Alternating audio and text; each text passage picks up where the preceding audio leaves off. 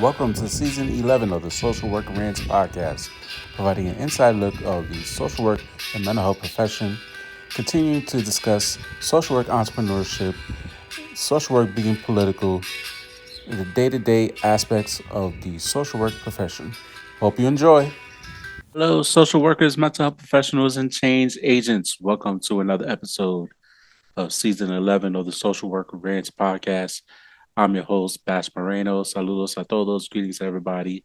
Thank you for tuning in, tapping in wherever you are watching or listening to the podcast. Continue to download episodes, share, leave comments, however you listen to podcasts, and of course, hit that red subscribe button on the YouTube channel. Shout out to everybody that's been subscribing to the YouTube channel, that's been listening to these episodes as we continue to uh, pump out these episodes. And I was struggling to come up with a topic this week, and I was really contemplating not doing the episode this week as much as I try to be consistent and feel like we're doing a good job releasing episodes. Uh, Sometimes it gets hard. Sometimes it'll be like, what the heck to talk about? Um, so a topic that I've talked about in the past due to personal experience is grief and loss. And if you are a Gen Xer like myself, Zenelio, is that's how you pronounce it, whether you know that time period between like 1979, 83, you're like half Gen X and half millennial, or an older millennial. This week has been rough in terms of if you are into celebrity or just pop culture in general. And so this week's episode is, why we grieve celebrity death. And we've had three, just as of this recording, I mean, the week is not over. Three celebrity deaths that has hit, uh, that's happened. And for many people, are grieving losses.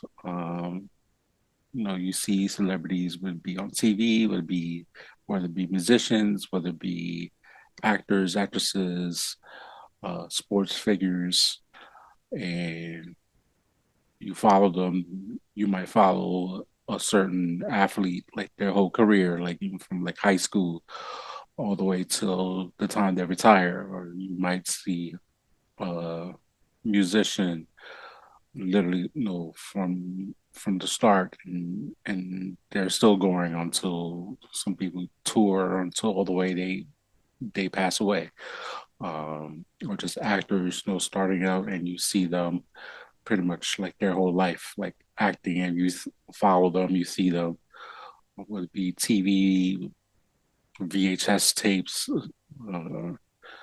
uh, movies, and you go watch a movie in a movie theater, however you watch these celebrities. So the three deaths referring to this week are actor Malcolm Jamal-Warner, um, rock legend Ozzy Osbourne, and the controversial one of the three, Hulk Hogan. Uh, so I'll start with Malcolm Jamal-Warner. Um, Best known as Theo Huxable from the Cosby Show. He was in Malcolm Eddie. Um, After that, um, he was funny in that. Obviously, was in TV shows, did some movies. I was not a fan of the Cosby Show. I probably would need to go back and watch like TV One, and if they still give like Cosby episodes, and watch the Cosby Show as an adult. As a kid, that didn't uh, never found Bill Cosby funny, and not to be funny, but years later, be everything that happened with Cosby later in life. As I drink my uh, mushroom coffee. Um, I obviously did the gelatin, the pudding pop commercials, and done other shows and stuff like that. But I never found Cosby funny, so I never really like. I would watch episodes and like just to watch because there was nothing else on TV, but never really found uh the Cosby Show funny. That's just me.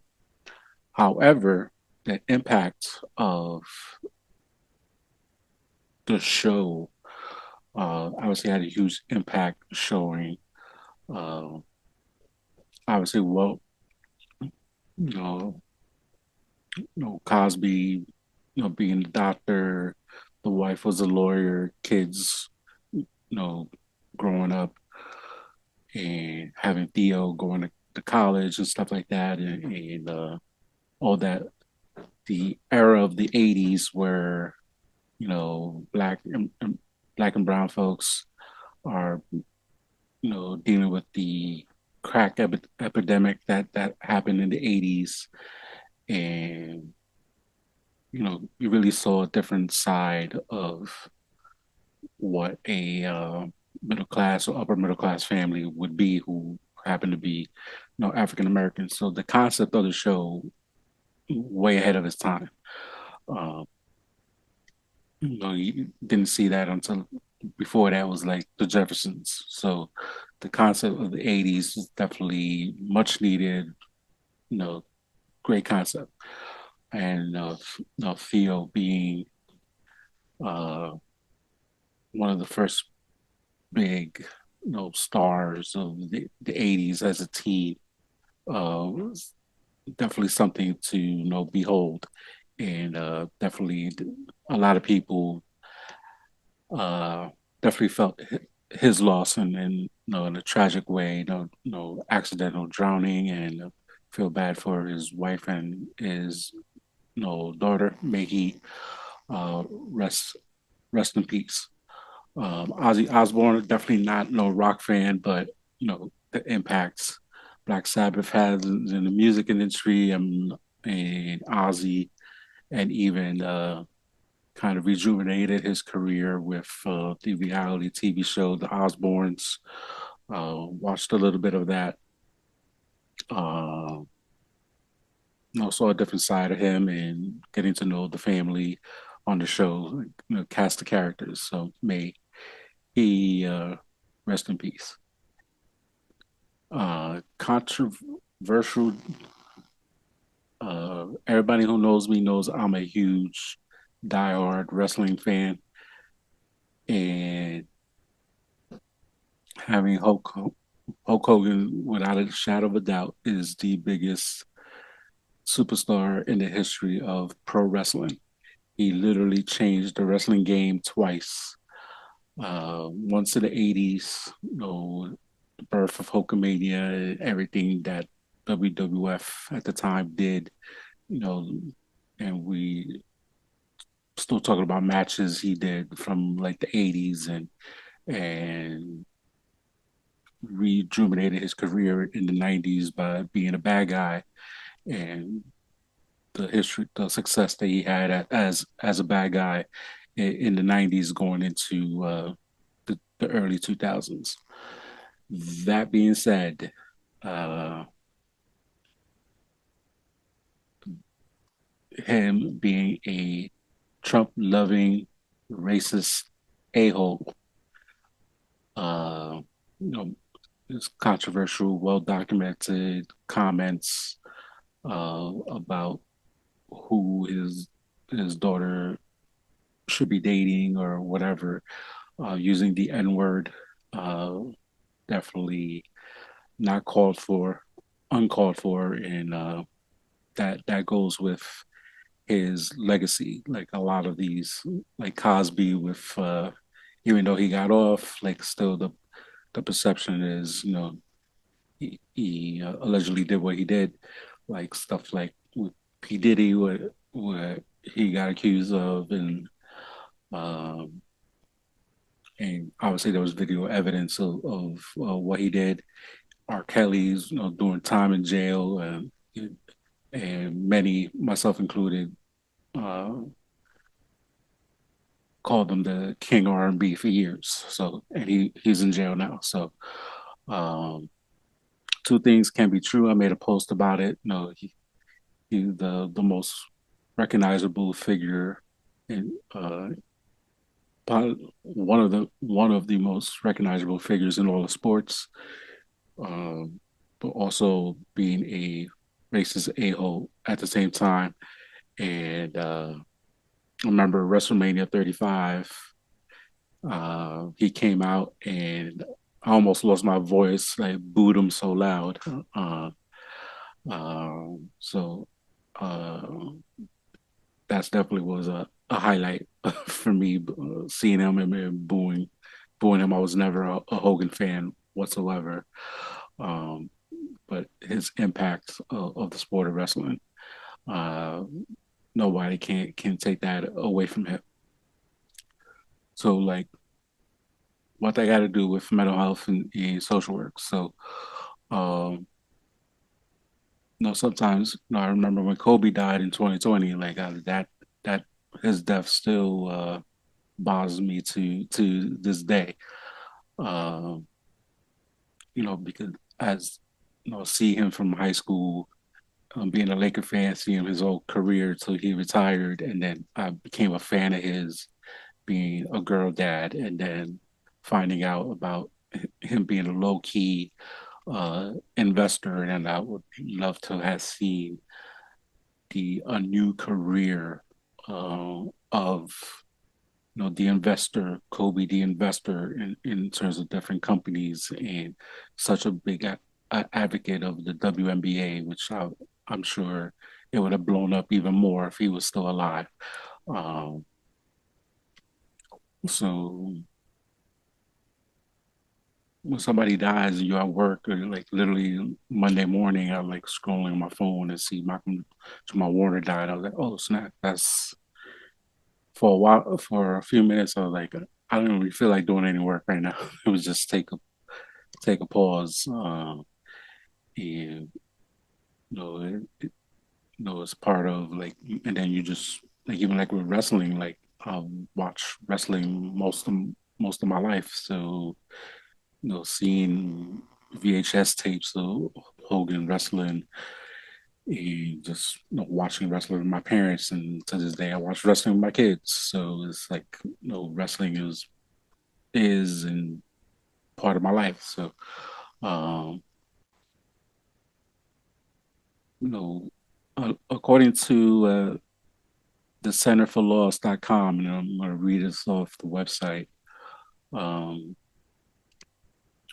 when celebrities unite us, when we, and I'm gonna quote this, when we feel a sense of connection with celebrity and know that some of our friends and family members do as well, we share an interest that strengthens our personal bonds. We might go to concerts, movies, or sporting events together. We are enjoy we enjoy sharing updates.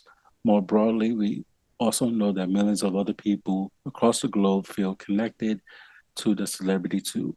We feel the warmth of connection that unite us, and we join together on social media to bask in it. When the celebrity dies, we realize that we are losing a person that connects us with so many others. The good news is that because there are so many of us, we can share our grief openly and publicly as a tribe. The bad news is that we understand that our feeling of unity will only begin to fade away. That's I definitely you know relate to that, and I know a friend of mine who was a huge Hulk Hogan fan, and kind of going uh, texting back and forth about it, and seeing when Malcolm Jamal Warner passed away, and seeing the sadness people had on social media about it, and you see. and then you kind of also like if you had dealing with your own grief, it kind of brings back um, those feelings of your own personal grief. So it's a lot intertwined. Definitely make a post. Ways to deal with that. Make a post about it. Talk about it. Make a video about it. Talk to friends and family. Especially regarding you know going back to sports and share like highlights. Uh, of, there's like tons and tons of highlights of Hogan, like WrestleMania 3, WrestleMania 6, WrestleMania 18. Uh, like if you're a fan like that, a fan of his, there's tons of material about him on the movies he did. Rocky 3.